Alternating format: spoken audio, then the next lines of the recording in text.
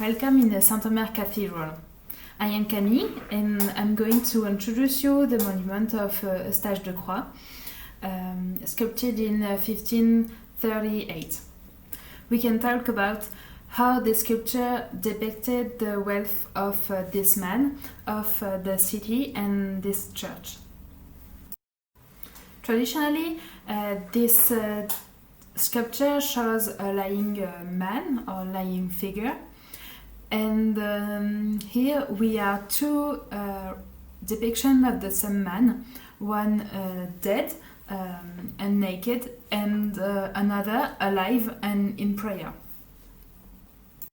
This sculpture is made in dark marble, a famous stone from Tournai, and also in Alberta, a famous stone for sculpture. Obviously, to represent two depictions of the same man is a clue to understand his wealth. Let's look at the detail of his position. He is in prayer, looking at the sky and praying God for his peace. Look at the detail of his clothes.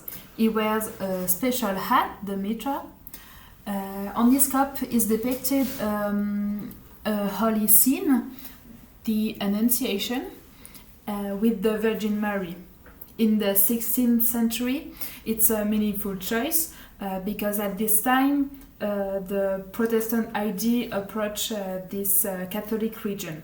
So depicting the Virgin Mary is a way to show he is a Catholic and he made it on himself.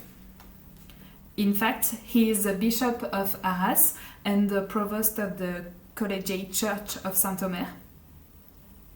His name is Eustache de Croix. He is a son of a count. During his life, he had to face the Protestant ideas in Arras, and through this depiction, he wears his faith and shows he is a Catholic defensor.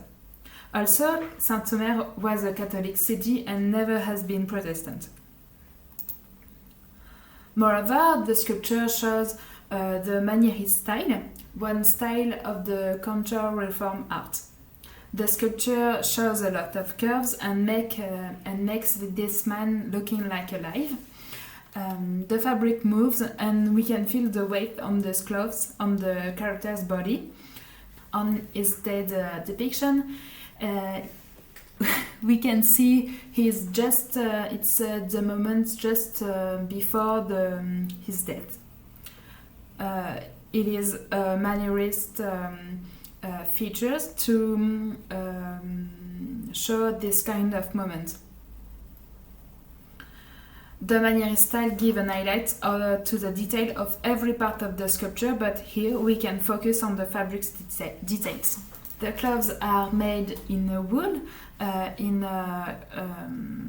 specifically in brocade, a special and expensive technique.